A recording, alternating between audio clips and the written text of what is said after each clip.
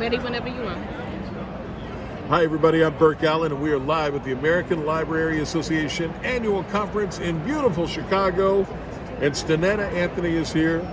Ella Learns to Dance is the book. Look at this in 3D. Look at those colors. How about that? I understand you came all the way from Chicago to be here in Chicago. Thank you for making that happen. Oh, it was just a wonderful trip. It was about 45 minutes. So, Well played, well played. No airplanes, no trains, none of that. trains. You wrote this book, why?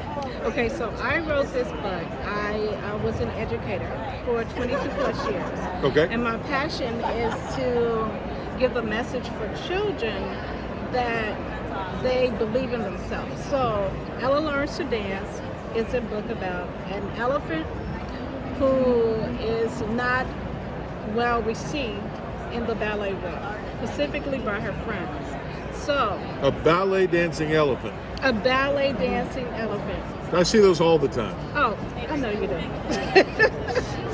So the gist of the story is to make children believe in themselves, have a passion no matter their size, no matter their color, just to have a belief in themselves and to follow their dreams, regardless of who or what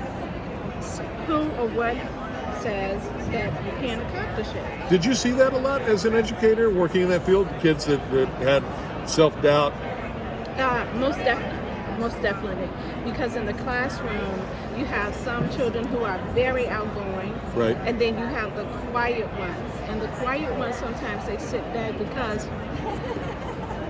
there's a little bullying, not all the time, but sometimes there's bullying, and which makes them draw back from what they feel is their purpose, and then they don't go forward. And I imagine the kids that are quiet in the back sometimes don't get the attention from the teachers that maybe they should. That is true. That is true.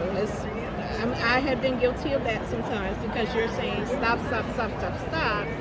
And so your focus is on one group of children Right. instead of maybe on that quiet child that needs to be pulled out and that has a dream within them, but nobody's listening to their dream.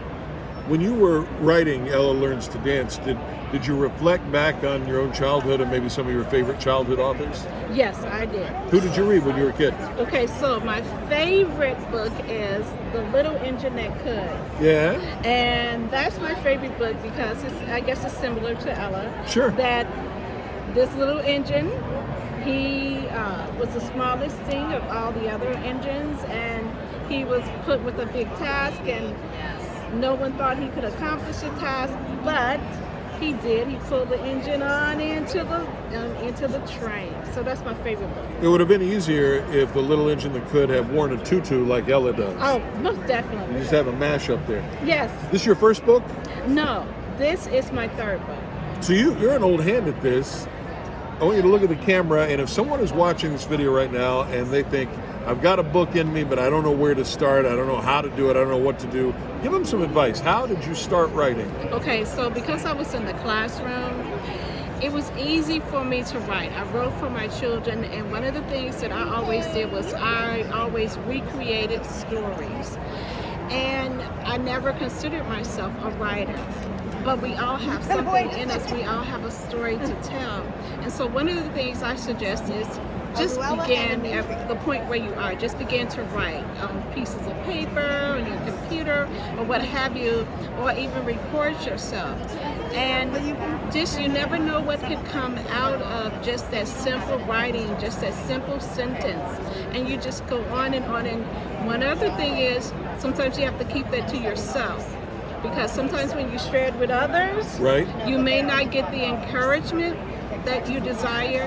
So Well, so how does that do with reviews? Like, if somebody goes to Amazon or wherever, they write a review, and I don't know if you've ever gotten one before, Yes, I have. but a book review that maybe is not as positive as you would want. Does that affect you internally?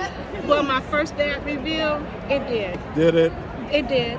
But I had to, as the kids say, get over myself. There you go. I had to get over myself, and I had to look at what they actually said, and I had to come to the realization that everyone is not going to like my book, and that's okay. That is okay. I love the thought of Ella in the book, and here she is once again learning to dance, and it really is about an elephant that takes ballet classes and wears a tutu. And you're not going to see that every day, but thanks to Stenetta Anthony, you can get it. And look at this, by the way, it's a Mom's Choice Award winner. Give me a little bit of that. Yes. Well played, young Thank lady. you. That's Stenetta Anthony. She's the author of Ella Learns to Dance, and she is in the big house, the American Library Association Conference in Chicago. Wish you were here with us. I'm Burke Allen. Thank you so much for watching. That's Stenetta Anthony right there. All right.